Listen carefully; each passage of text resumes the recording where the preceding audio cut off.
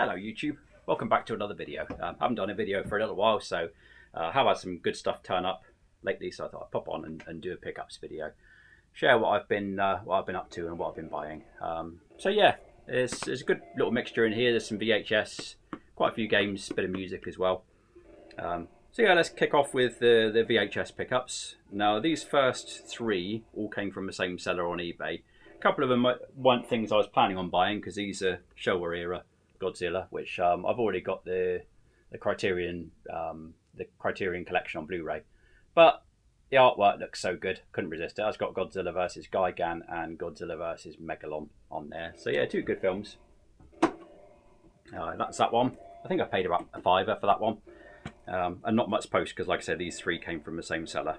But then we've got probably my favourite of the, well, apart from the original Godzilla 1954, probably my favourite of the Showa era, and that is the 1974 Godzilla vs Mechagodzilla. That's a Spanish release, but this was even cheaper. I think it was only like £4 or something like that. Yeah, Spanish released. I think it's got UK subtitles. Not sure. I haven't actually played that one yet. So yeah, another one I was happy to get, and the last one is really interesting because this is a film I wasn't aware of. It was a Toho film, 1958, I think it was. Yeah, 1958, and that is Varan. Yeah, so sort of Godzilla-style film, but I didn't know about Varan as a kaiju. This is actually a Japanese release, as you can see, but it does have the English subtitles. So, yeah, good film. It is it is a bit drawn out. It's a very long film, this one, but it's interesting and definitely worth watching. So if you haven't seen it before and you have a chance, I do recommend picking it up. Excuse the dog scratching away, they're waiting for their dinner.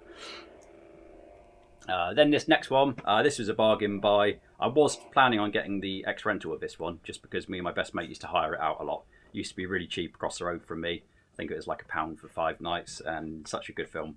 And that is Bad Taste. I don't know how many people are familiar with this, but weird film. Weird as hell, but also hilarious.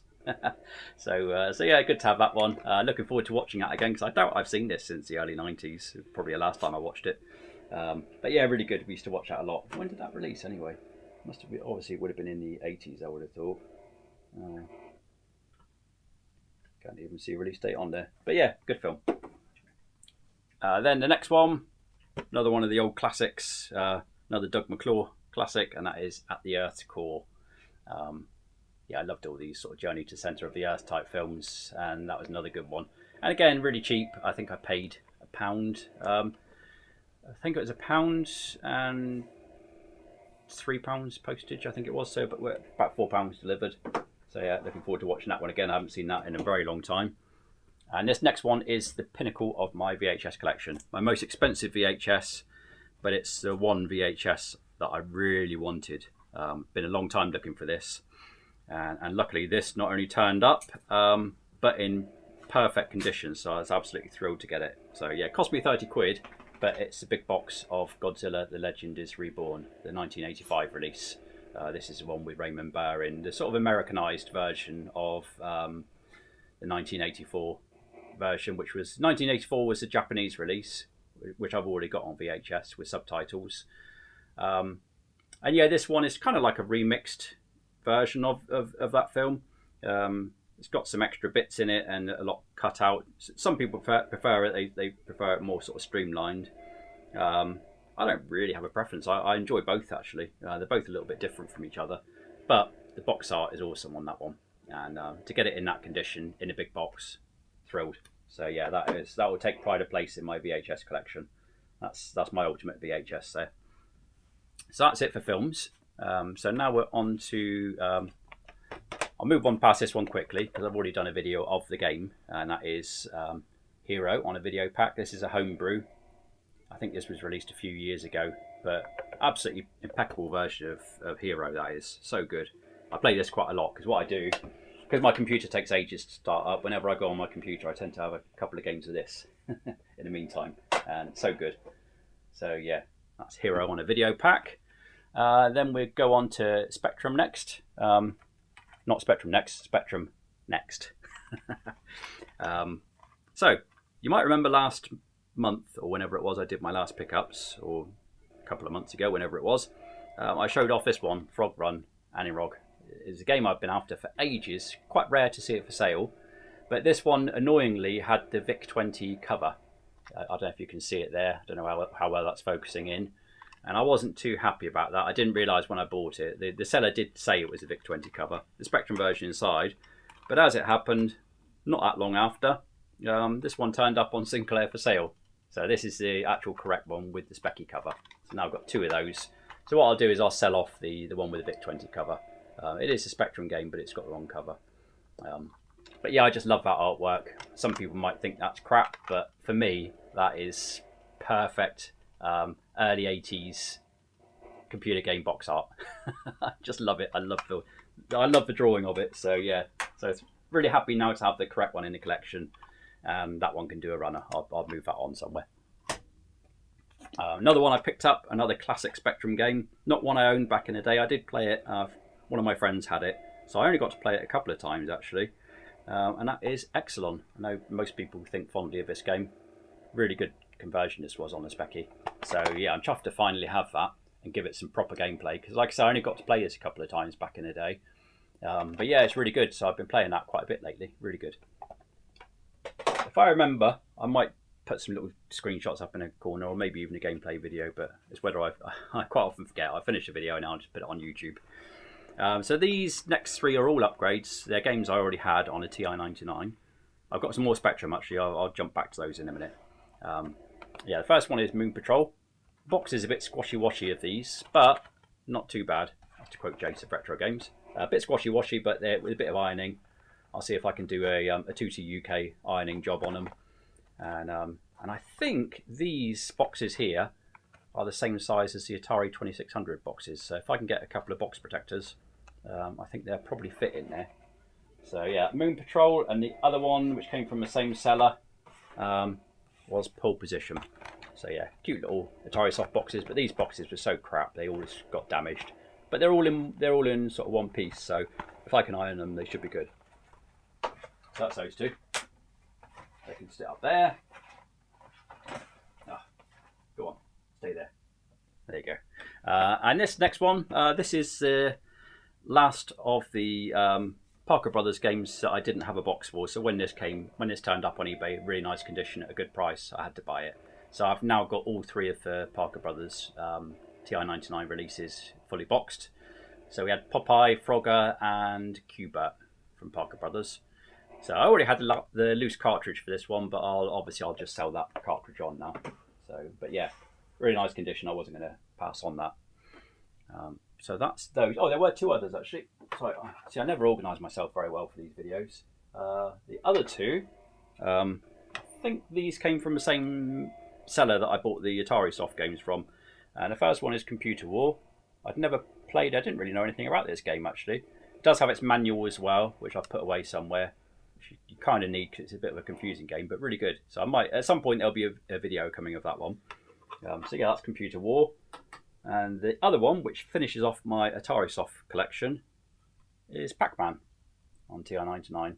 So there were 12 Atari soft releases on the TI-99, and that's now the last of those that I needed. So I've got all 12 of those now, and a few of them boxed. So yeah, very happy to finish off that collection. So now let's just jump back briefly to Specky. This one I'm really chuffed to get, because this is the box version that I used to own back in the day, and I think this was the most expensive game I bought on the ZX Spectrum back then. Can't remember how much it was, probably about 15 quid I think. And that is Stunt Car Racer. Been after this for a long time, but you don't very often see the big box, and if you do, very often it's all squashed. As you can see, that's in really nice condition, that one. So when I saw this turn up on Sinclair for sale for a good price, I thought, yep, I'll take that. So yeah, really nice to have that back in a collection. Still plays great as well. Such a good conversion this was. So yeah, I'm glad I held out for the big box version. I was tempted a couple of times to pick up the Hit Squad, but I don't have any nostalgia for Hit Squads, because I don't think I owned any Hit Squad games, and certainly this one I had it as a big box back in the day. So yeah, I wanted to have the proper one. So yeah, there we go. So Stunt Car Racer in the collection. And lastly, we've got a bit of homebrew. And this is from Midnight Brew Games. This is a recent release. And It's the first of their premium ones. I don't know if these are remixed games or sort of remastered or just the original games. I never played these back in the day. And the two games that are in there are Frankenstein and Dr. Acula. 40th Anniversary Collection by Colin Stewart. Now, the packaging of this is just amazing. Really, really nice set. I think this cost 30 quid for the two, if I remember rightly. Still available on Midnight Brew Games, so you can still go and buy it. But yeah, I wouldn't be too bothered about this big box really, because it's a bit of a pain to store and I don't have room to display it. But I've certainly got to compliment it, how well it's been put together. Really nice. So yeah, you got a little leaflet there for each game. A couple of little cards there from Midnight Brew.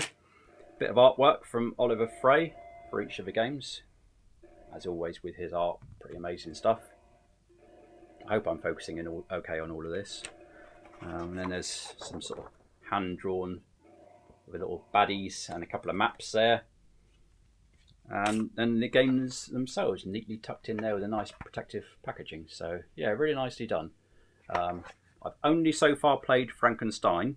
It does say rebooted, so I don't know if it is different to the original one. But like I said, I never played the originals of these, so I really don't have any idea. But they've also got the sort of reversible artwork, so you can have it with the original artwork if you prefer.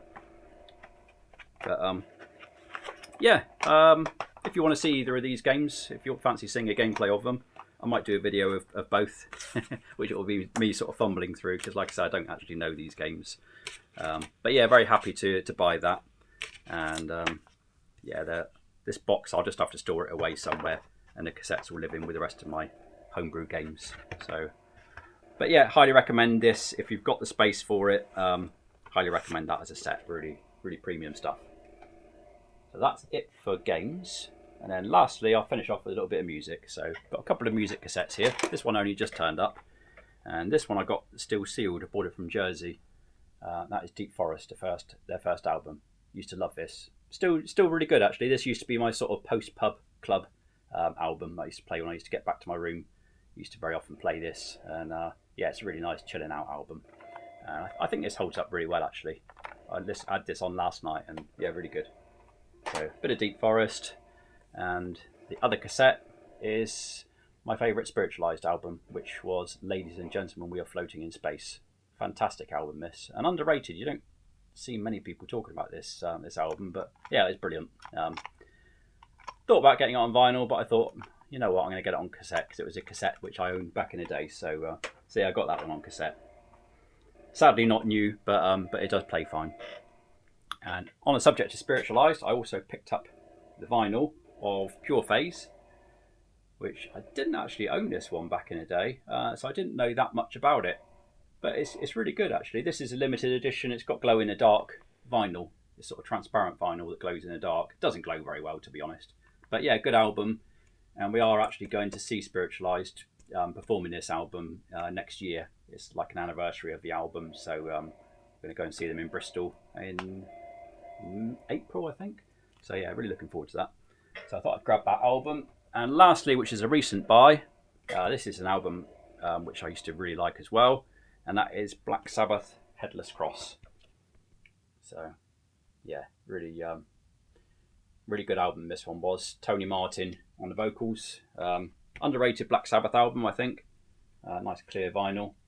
So yeah, I used to have this on cassette back in the day, but yeah, when I saw they'd re-released it on vinyl, I thought, yeah, I'll treat myself to that. Good old HMV. Bit expensive, 30 quid, but I suppose it's what they are now. But yeah, I couldn't resist it, and it sounds great. Really good album, and nice to have that again, because I didn't keep my cassette, unfortunately. And that's it. There is one other big pickup, which is what I spent my 50th birthday money on. I turned 50 back in May, and everybody gave me money because they asked me what I wanted, and I said I'd like to just buy something special, which I did. That's a statue. Any fans of Ray Harryhausen should like that one, but I won't put it here. It's quite heavy, and I'll probably do a short for that one, because I think the aspect ratio will work better to fit it in. So yeah, I'll probably do a short of that maybe through the week or something. So yeah, that's it for now. So yeah, for those that did watch all of that nonsense, I appreciate you sticking with it. Yeah, so thanks a lot for watching. I'll catch you another time, and that is all.